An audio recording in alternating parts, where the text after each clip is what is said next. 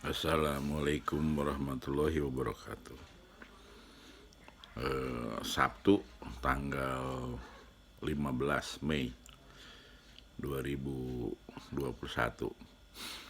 Eh, di media massa ini sekarang, selain rame soal badai COVID yang diindikasi terjadi lagi di berbagai negara, dan kita berdoa supaya di Indonesia jangan terjadi, dan marilah kita berusaha supaya itu tidak terjadi dengan cara berhati-hati. Yang rame lainnya adalah hari-hari ini Palestina berkonflik kembali dengan Israel. Banyak yang menyatakan dukungannya di seluruh dunia kepada Palestina, walaupun ada juga yang memberikan alasan kenapa Israel berhak untuk membela dirinya ketika diserang oleh Palestina. Saya kira yang paling penting terjadi perdamaian di sana, kemanusiaan yang adil dan beradab terjadi, kemudian mereka bisa hidup berdampingan. Kita tentu melihat persoalan Palestina ini mirip-mirip dengan kejadian yang ada di Indonesia. Nah, hanya bedanya kalau di Indonesia itu ada warga yang tanahnya dirampas, begitu datang kepada yang berwenang itu bilang silakan ke pengadilan gitu kan. Ini tumpang tindih gitu kan, atau sengketa. Nah, FKMTI menyebutkannya perampasan tanah rata-rata. Nah, cerita di Palestina dan Israel ini juga, apakah ini tumpang tindih, apakah ini sengketa, atau ini lebih tepat sebetulnya sesungguhnya ini perampasan tanah.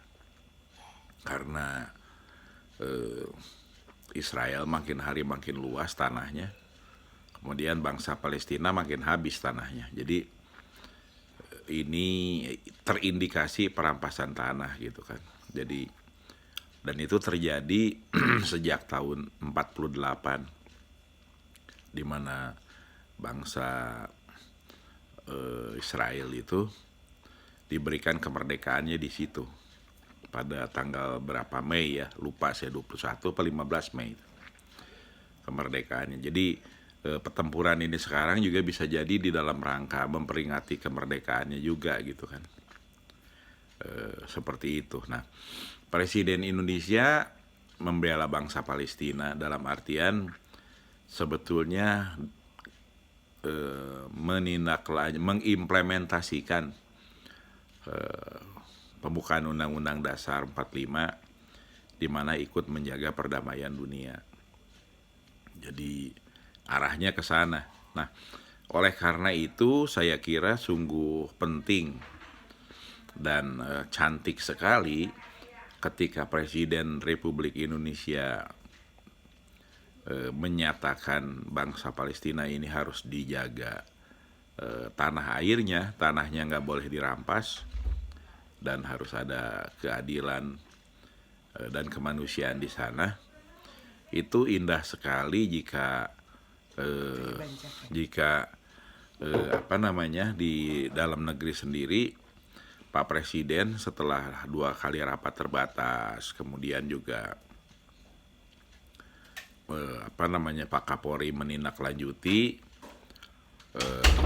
maka perampasan tanah ini di dalam negeri ditindaklanjuti dengan lebih tegas dan sungguh-sungguh lagi.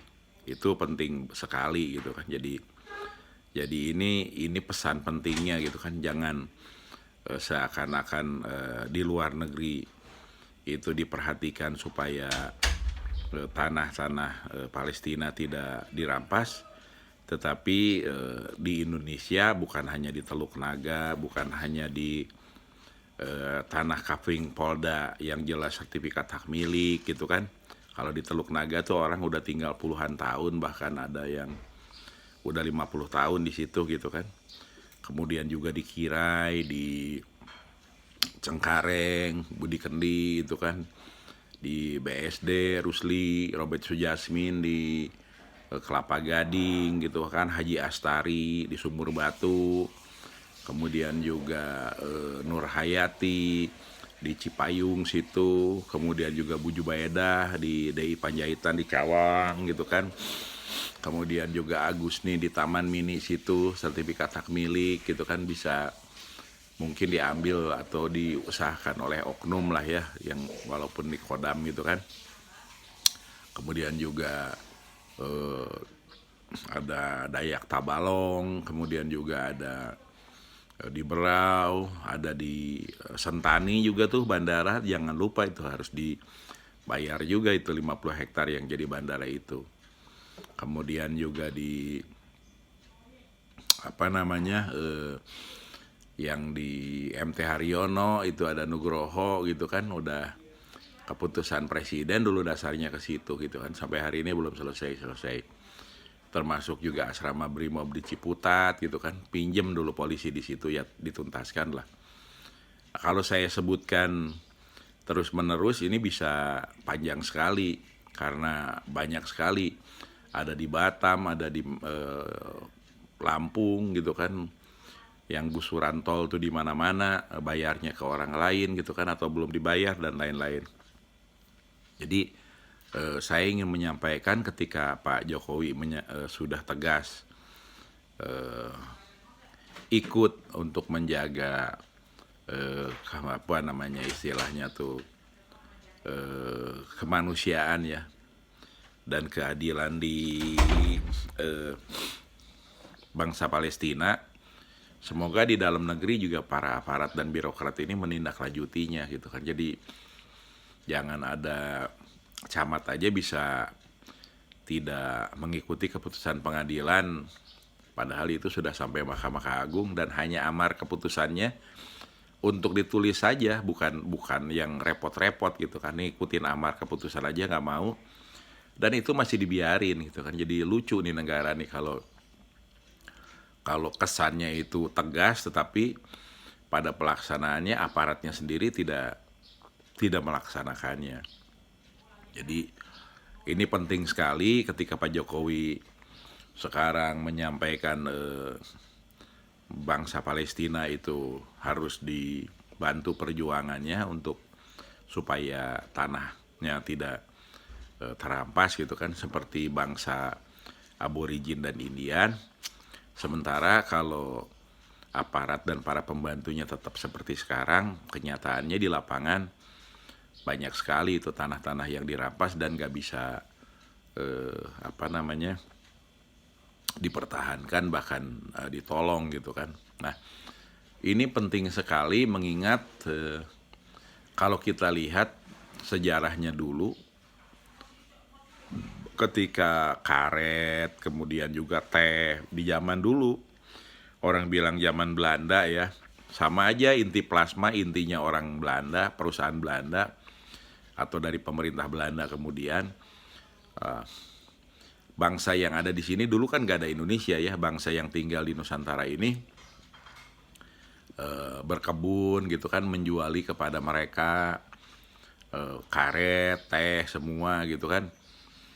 Nah, bangsa Belanda itu makmurnya luar biasa atas penderitaan dan kerja keras atau penjajahan yang dilakukannya terhadap bangsa yang ada di Nusantara ini gitu kan. Jadi ini kenapa penting, karena ini tidak boleh terulang lagi gitu kan. Jadi ini tidak boleh terulang lagi, dan sekarang sebetulnya kalau kita jujur arah ke sana tuh bukan tidak mungkin sedang terjadi lagi. Kita tahu bahwa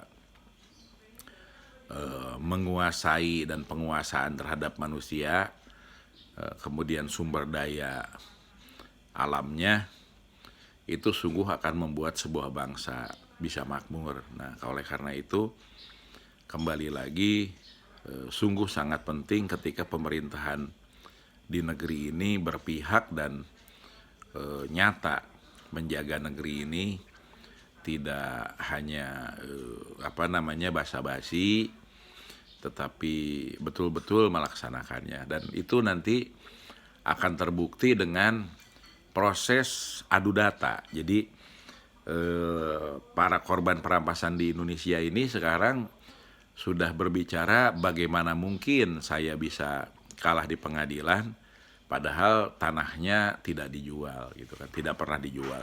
Tidak mungkin. Gimana mungkin gitu kan, nggak mungkin. Tidak mungkin juga tanahnya sudah sertifikat hak milik, sudah tinggal di situ puluhan tahun, tetapi tiba-tiba ada yang mengambil tanahnya gitu kan. Nah, dan itu belinya dulu benar gitu kan. Berbeda dengan indikasi-indikasi rumah-rumah yang tidak punya sertifikat hak milik, bahkan punya sertifikat hak milik, tetapi tanahnya merampas gitu kan. Nah, ini membuktikan bahwa bagaimana mungkin itu menjadi mungkin itu karena ada oknum. Nah, oknumnya itu, mafia itu ada di mana-mana gitu kan. Jadi berdasarkan pengalaman itu mulai dari kepala desa atau lurah, camat gitu kan, bahkan bisa jadi notaris atau PPAT-nya, bisa juga oknum BPN-nya, bahkan oknum kepolisian, oknum di kejaksaan, bahkan oknum di pengadilan gitu kan. Jadi nah, ini disampaikan ini karena supaya pada terbuka dan sadar, jangan sekali-sekali bilang saya kalah di pengadilan karena kalah duit, kalah kuasa.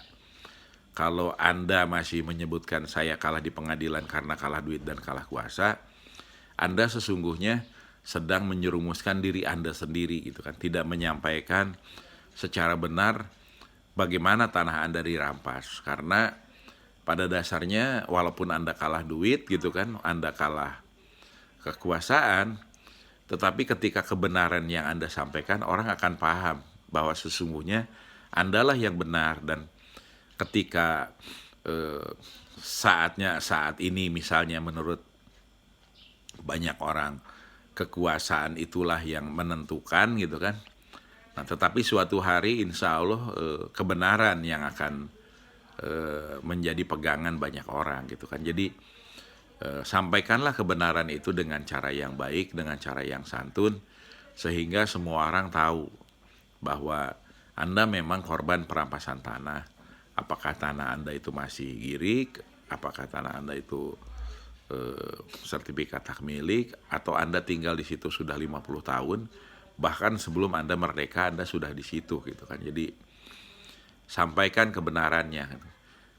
Sehingga kalaupun Anda hari-hari ini kalah karena kekuasaan dan uanglah yang memegang peranan penting untuk menentukan yang menang dan kalah gitu kan, bukan benar dan salah, maka ketika Anda terus konsisten menyampaikan kebenaran-kebenaran itu, insya Allah pada titik tertentu kebenaran itu akan naik ke permukaan dan itu semua akan jadi pegangan. Nah, oleh karena itu kembali kepada pesan Presiden yang sudah melakukan rapat terbatas sampai 2 kali dan marah berkali-kali ke anggota kabinetnya, dan sekarang ada semangat juga Pak Presiden menunjukkan bahwa bangsa Palestina yang jauh saja gitu kan, walaupun benar bangsa Palestina itu juga perlu kita dukung, bukan soal agama, ini soal kemanusiaan dan yang adil dan beradab, dan soal kita harus ikut menjaga perdamaian dunia gitu kan. Nah, apalagi dulu bangsa Palestina juga ikut mendukung kemerdekaan Indonesia gitu. Nah, sekarang implementasi mendukung bangsa Palestina menjaga mempertahankan tanah airnya itu alangkah indahnya juga sekaligus diimplementasikan di dalam negeri, sikap keluar negeri itu dengan mengembalikan tanah-tanah itu yang telah dirampas. Jadi supaya kemanusiaan yang adil dan beradab itu terjadi juga di Indonesia, kemudian keadilan sosial bagi seluruh rakyat Indonesia itu juga terwujud. 2 hal ini tentu dengan cara yang kerakyatan yang dipimpin oleh hikmah kebijaksanaan dalam permusyaratan perwakilan. Nah, medianya adalah adu data itu gitu kan. Yang berwenang duduk di meja situ bawa datanya, kemudian juga yang dirampas bawa datanya, yang merampas bawa datanya, tim ahli duduk di situ, dan Pak Presiden yang menetapkan ini semua, kemudian terbuka dengan media supaya rakyat Indonesia tahu gitu kan. Kalau ternyata yang mengaku korban perampasan tanah itu tidak benar, walaupun dia udah hitung-hitung kurang lebih tanahnya itu bisa 300 miliar, 400 miliar, ya hilang, selesai, karena tidak bisa membuktikan. Nah, oleh karena itu, disinilah pentingnya data-data itu harus kuat. Sebaliknya juga, dan begitu juga kebenaran. Nah, begitu juga ketika korban perampasan tanah itu bisa membuktikan bahwa itu miliknya, maka para perampas tanah itu harus keluar dari tanahnya, dan kalau mau beli, silakan beli dengan harga yang yang adil lah. Jadi persoalan ini sungguh selesai. Nah, jadi jangan pakai teori nanti ada tanah diterlantarkan, pakai teori tumpang tindih, pakai teori tukang ukur salah ngukur gitu kan. Pakai teori macem-macem lah. Sekarang sudah saatnya kebenaran itu diungkapkan. Begitu juga ketika sudah jelas misalnya risalah lelangnya beda, tanahnya beda, terus di SP3 gitu kan dianggap tidak ada pidana, itu lucu-lucuan juga. Sudah saatnya juga gitu kan aparatnya ditindak, termasuk yang BPN tadi, lurah camat juga gitu kan harus tegas ditindak sehingga persoalan-persoalan ini bisa diselesaikan. Kita menyampaikan hal ini di hari-hari yang bahagia ini, hari-hari kemenangan. Maksudnya marilah kemenangan itu adalah kemenangan untuk kebenaran, kemenangan untuk bangsa Indonesia ini gitu kan. Jadi yang sudah saatnya harus dihentikan. Kemudian sekarang saatnya adalah keadilan itu harus diwujudkan. Kemudian juga ini supaya persatuan Indonesia kembali makin kuat terjadi. Dan terakhir, dengan bangsa ini damai, kita akan lebih fokus bekerja dan menghadapi krisis juga pandemi ini. Dan kita juga akan lebih fokus beribadah, karena bangsa Indonesia itu sila pertamanya kan ketuhanan yang Maha Esa. Jadi marilah kita berkehidupan berdasarkan ajaran Tuhan yang dicontohkan oleh para rasul, sehingga bangsa ini bisa berkah gitu kan, bisa tenang, bisa damai, dan selamat dari pandemi dan krisis yang sekarang sedang terjadi ini. Jadi demikian, Pak Presiden sudah menyampaikan bangsa Palestina saja didukung, semoga itu diimplementasikan juga di dalam negeri untuk mendukung para korban perampasan tanah ini untuk mendapatkan keadilan, kemanusiaan yang beradab, dan sudah saatnya lah arahnya ke sana. Demikian, terima kasih. Assalamualaikum warahmatullahi wabarakatuh.